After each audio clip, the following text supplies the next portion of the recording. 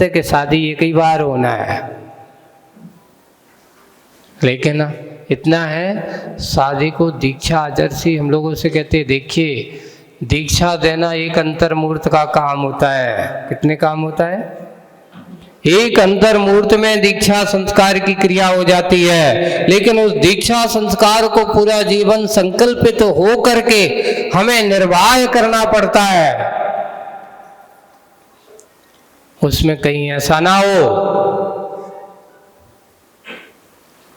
कि हम उस संस्कार को भूल जाएं। अगर संस्कार को, संकल्प को छोड़ करके भागेंगे तो तुम्हारी दीक्षा का जो कल्याण का मार्ग है वो कल्याण का मार्ग होने वाला नहीं है। वैसे ही परिवार में भी यही ध्यान रखना।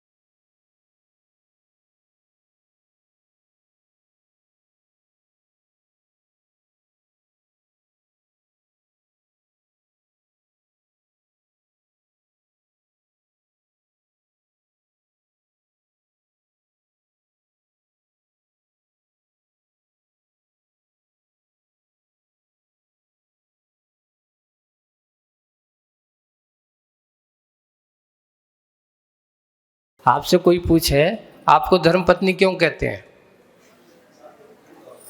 क्यों? जो धर्म से दूर भागे उनको भी धर्म में लगा दे, इसलिए तुम्हारा नाम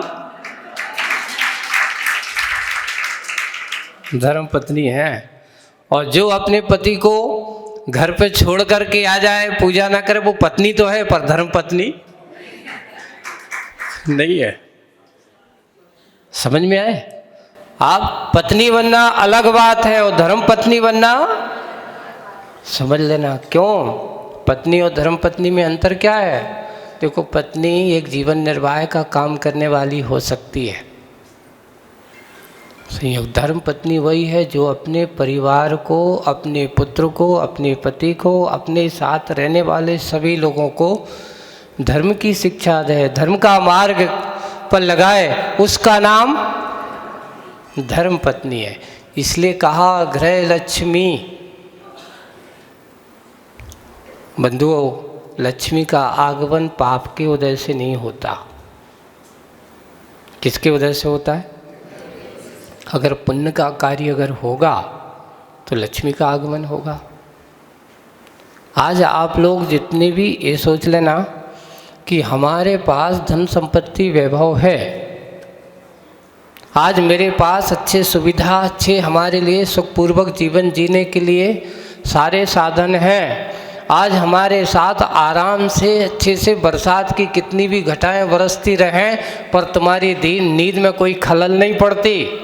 उनसे पूछो, उन झोपड़ियों पर रहने वालों से, कि जब बारिश होती है तो क्या वे रात में सो पाते हैं? उनको नींद नहीं आती। क्यों? क्योंकि कितना भी हो पानी के सिर तो छुपा लेते हैं, पर कहीं ना कहीं से झोपड़ी से कहीं ना कहीं पानी तो टपकता ही है। लेकिन पुण्य का उधर समझ लेना कि आज तुम्हारे पास अगर है, ये हमारा पुराना किया हुआ पुण्य का फल है कि आप आराम से कितनी भी बारिश हो जाए हम अपने आराम से नींद लेते हैं। कितना कुछ भी हो जाए आप आराम से भोजन पानी करते हो। उन मजदूरों की तरह नहीं कि आज अगर मजदूर